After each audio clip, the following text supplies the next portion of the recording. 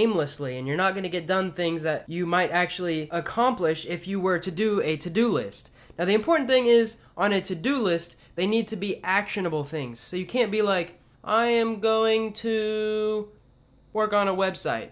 See, that's not a good to-do list. You need something like, I'm going to implement a new page and write 1,000 words of content, or I'm going to mow the lawn by 3 o'clock. And we'll talk about this in a little bit, about how to set goals better on habits. But tip number 2 is that when they wake up, they do something to energize themselves. So this could be anything from going for a run to get your heart rate up. You could drink coffee if you want to do it in a less natural, inner motivated way. Or you could also take something like a cold shower. I mean, if you get in there and you turn the shower on, boom, it's going to hit you and you're going to take a couple deep breaths. Your blood's going to start flowing to all of your inner organs. That is a great way to wake you up. Now, tip number 3 is that they schedule their day. So it's not only good enough to create a to-do list, you also want to have a schedule of when you will complete certain things on the to-do list by. So you might have to cut the lawn, you might have to create a video, and you might have to cook dinner. Now, you can have all these 3 things on there, and it'll feel great when you check each one of those off.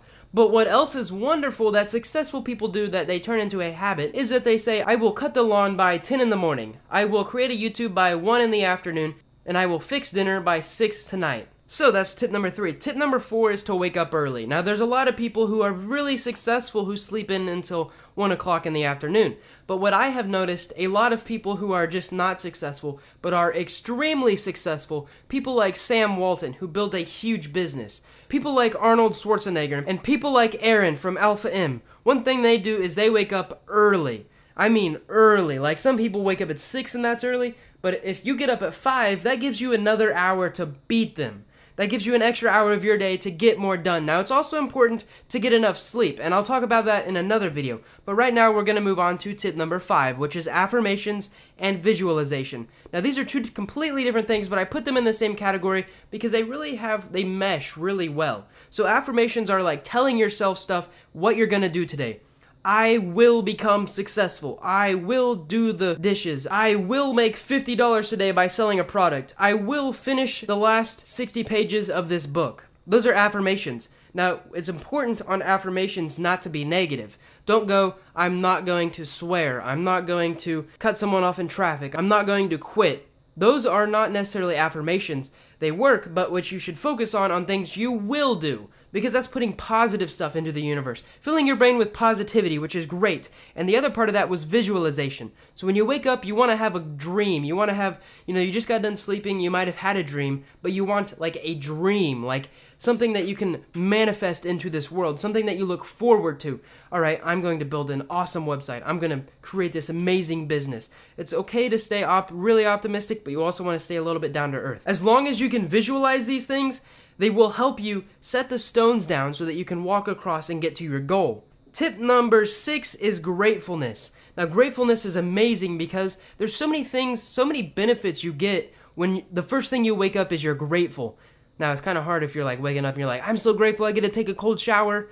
Maybe you can be grateful about all kinds of other things. You can be grateful you have 10 fingers. Now, you might not have 10 fingers. You might have 8. You can still be grateful that you have 8 fingers. There's all kinds of things you can be grateful for. The fact is that you just need to put your brain in the gratefulness position, because when that happens, there's other chemicals and stuff in your brain that when you start filling your brain with positivity, it'll eventually become a habit, and over time, success will just seem to just mesh with you.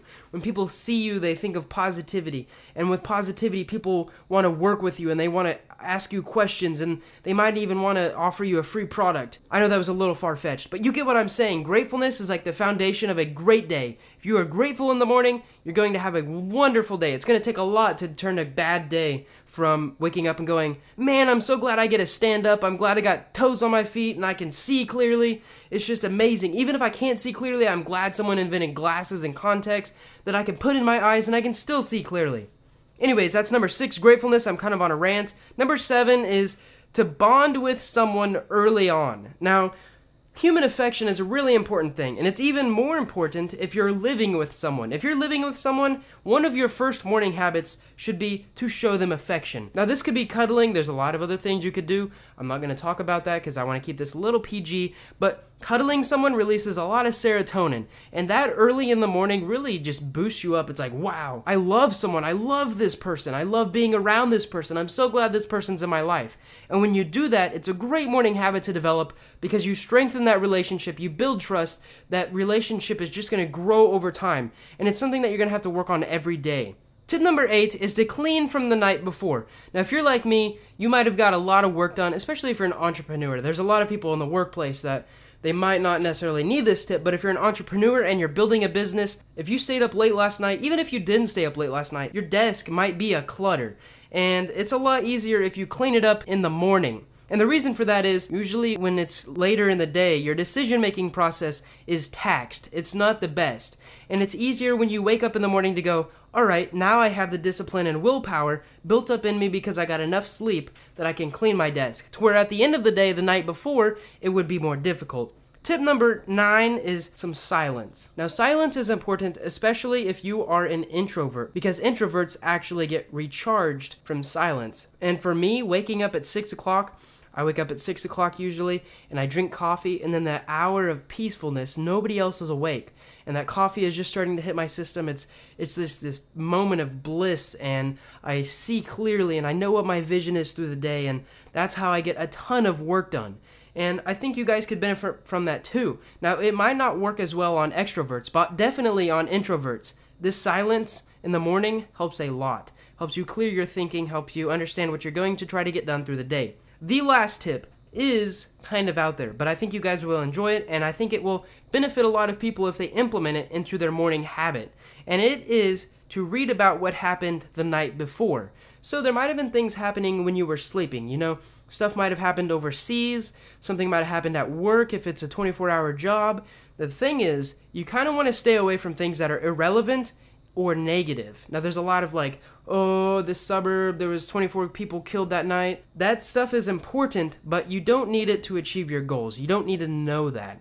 There's also irrelevant stuff. Like some guy robbed a, well, that's also negative, but I'm trying to think of something that's not negative that is also irrelevant. Like someone might have won a spelling bee. You don't need to check the news for that. You don't need to read about that while you were sleeping, because someone winning this spelling bee, unless it's like your child or your best friend, it's not really going to boost you up in your success. So I'm going to review these because I've been requested before.